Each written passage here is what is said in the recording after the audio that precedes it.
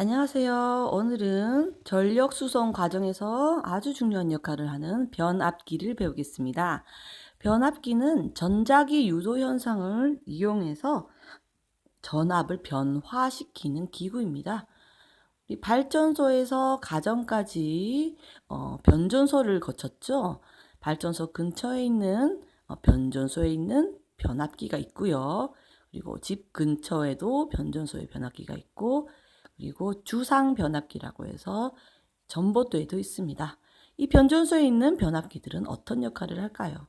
우리 전 시간에 전력 수송 과정에서도 보았듯이 변전소에서는 변압기가 있습니다.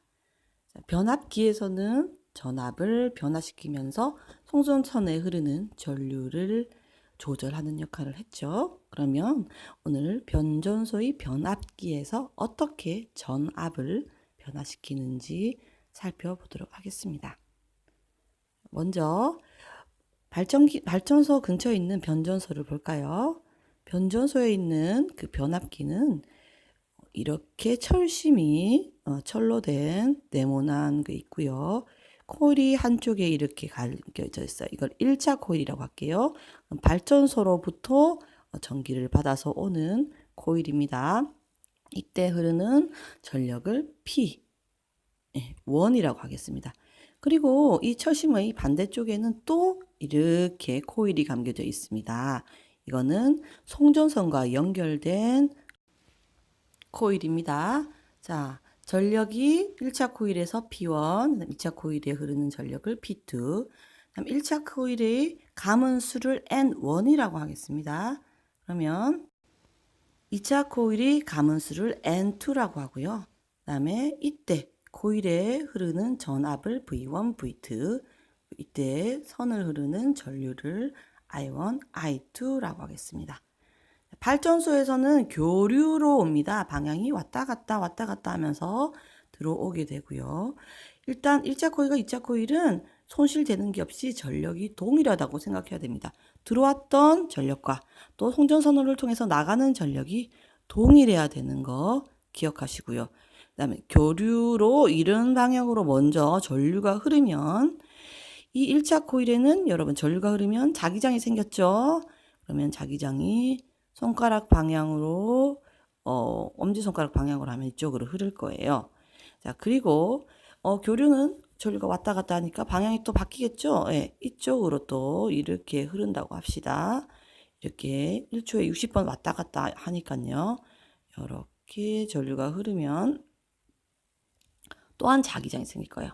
이번에는 아까 거에 비해서 반대로 아까 거에 비해서 반대로 자기장이 생길 거예요. 화살표 방향이 M극입니다. 그러면 철심은 이 자기장을 잡아둡니다. 그러면서 철심 자체도 자석이 돼요. 자기장이 이쪽 방향으로 흐르면 거기에 대해서 코일이 싫어한다고 했잖아요.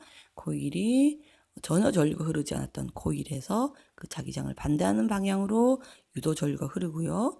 또 다른 방향으로 자기장이 흘러 들어왔을 때는 코일에서 또 거기에 대한 유도 전류가 흐를 거예요. 그래서 보면 교류 전류로 인해서 자기장이 생겼고, 그 다음에 자기장 변화로 2차 코일에서는 유도 전류가 걸리죠. 전자기 유도라고 하고요. 그런데 여기서 보면 코일을 많이 가볼수록 전압이 많이 걸려요. 밀어붙이는 힘이 많아지는 거죠. 그러면 이렇게 1차 코일에 비해서 2차 코일을 가보면 전압이 더 많아집니다. 그런데 또 전압은요, 커질수록 전류는 또 줄어듭니다. 왜냐하면 1차 코일과 2차 코일에 들어오는 그 서로의 전력이 같잖아요. 즉 I1과 V1이 같고 I2와 V2가 같기 때문에 지금 2차 코일에서 V가 높아지면 얘는 또 줄어들어요. 그래서 변압기에서는 코일을 많이 감을수록 전압이 올라가고, 그다음 전압이 증가하면 그 코일의 전류는 줄어든다. 그리고 양쪽의 전력은 동일하다. 이 사실을 기억해 주세요. 그럼 양쪽 전력은 동일하니까요. 자, 지금 발전소에서 온 그 변전소에서는 2차 코일의 를 훨씬 더 증가시키고 그래서 전압을 더 증가시켜서 반대로 전류는 감소시키게 되는 그렇게 해서 보내게 됩니다. 예를 들어 지금 전력은 둘 다 같고요.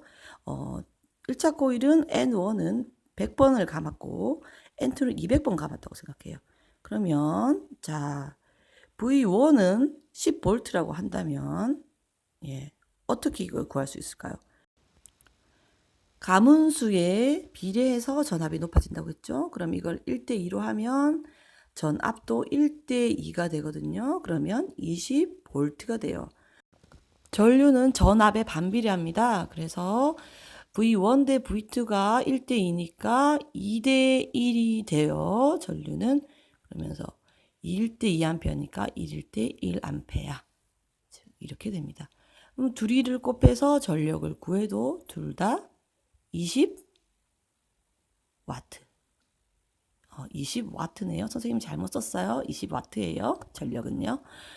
자, 이런 식으로 해서 그래서 P1과 P2는 같고 그다음에 가문수와 전압은 비례하고 변압기의 전압과 전류는 반비례한다 라는 사실을 기억해 주시고요.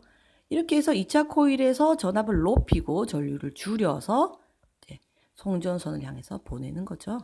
식을 보면 N1 대 N2는 V1 대 V2다. 그리고 P1은 I1 곱하기 V1이죠. 그리고 P1 I2 곱하기 V2와 P2들이 다 동일하다는 거 이렇게 해서 전류도 구할 수가 있습니다. 그러면 여기서는 전압을 높여서 송전선을 향해서 보낼 거고요.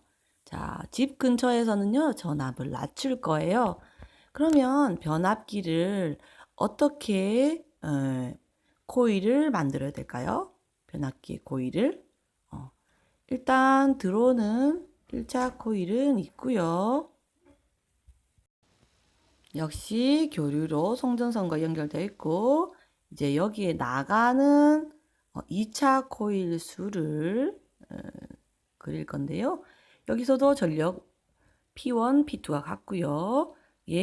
나가는 가문수를 적게 하면 전압이 비례해서 낮아지고 전류는 그 반대로 반비례로 하면 되겠습니다. 가문수를 나가는 걸 적게 하는 거고요. 우리 집 근처에 있는 주상 변압기도 마찬가지예요. 나가는 가문수를 적게 하는 거죠. 나가는 가문수를 적게 하면 전압은 어떻게 됩니까? 비례해서 줄어들죠. 그래서 양쪽에 걸리는 전력은 같고 전압은 적고 전류는 또 커진다. 그래서 가문수랑 전압이랑 비례한다는 거, 그리고 전압과 전류는 반비례한다는 거, 이 사실을 잘 알아두고요. 결국 발전소에서 보낸 전력은 변전소에서 전압을 높이고 또 다른 변전소에서 전압을 낮추고 또 낮춰서 집에는 220V의 전압만 도달하게 되는 겁니다. 변압기 원리 잘 기억해 주세요. 화이팅!